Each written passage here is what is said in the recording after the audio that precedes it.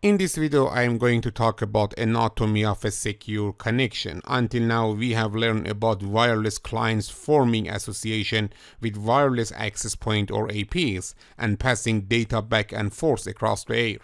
The main focus has been on radio frequency or RF conditions, the modulation schemes, and the management of airtime that are all necessary to send data from one place to another successfully. As long as all client and APs conform to the 802.11 standard, they can all coexist, even on the same channel. Not every 802.11 device is friendly and trustworthy. However, sometimes it is easy to forget that transmitted frames do not just go directly from the sender to the receiver, as in a wired or switch connections. Instead, they travel according to the transmitter antenna's pattern, potentially reaching any receiver that is within the range. Consider the scenario in this figure. The wireless client opens a session with some remote entity and shares a confidential password. Because two untrusted users are also located within a range of the client signal, they may also learn the password by capturing frames that have been sent on the channel. The convenience of wireless communication also makes it easy for transmission to be overheard and exploited by malicious users.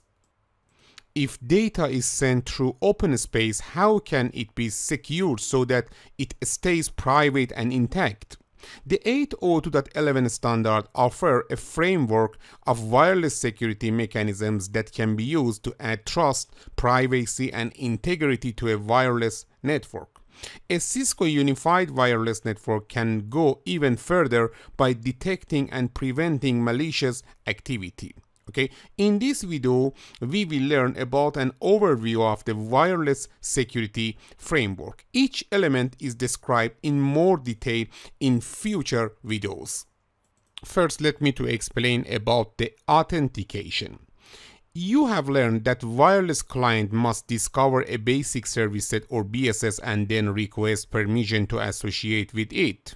Clients should be authenticated by some means before they can become functioning members of the wireless LAN. But why?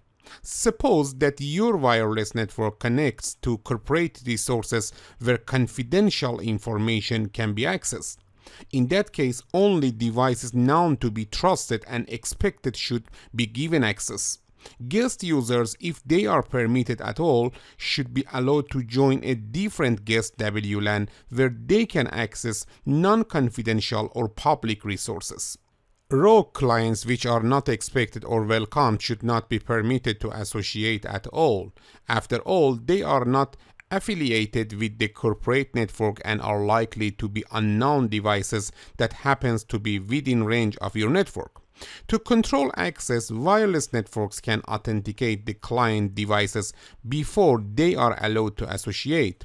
Potential client must identify themselves by presenting some forms of credential to the APs. This figure shows the basic client authentication process. Wireless authentication can take many forms. Some methods require only a static text string that is common across all trusted clients and APs. The text string is stored on the client device and presented directly to the AP when needed. What might happen if the device was stolen or lost? Most likely, any user who possesses the device could still authenticate to the network. Other more stringent authentication methods require interaction with the corporate user database. In those cases, the end user must enter a valid username and password, something that would not be known to a thief or an imposter. If you have ever joined a wireless network, you might have focused on authenticating your device or yourself, while implicitly trusting the nearest AP. For example, if you turn on your wireless device and find a wireless network that is available at your workplace, you probably join it without hesitating. The same is true for wireless network in an airport, a hotel, a hotspot, or in your home. You expect the AP that is advertising the SSID to be owned and operated by the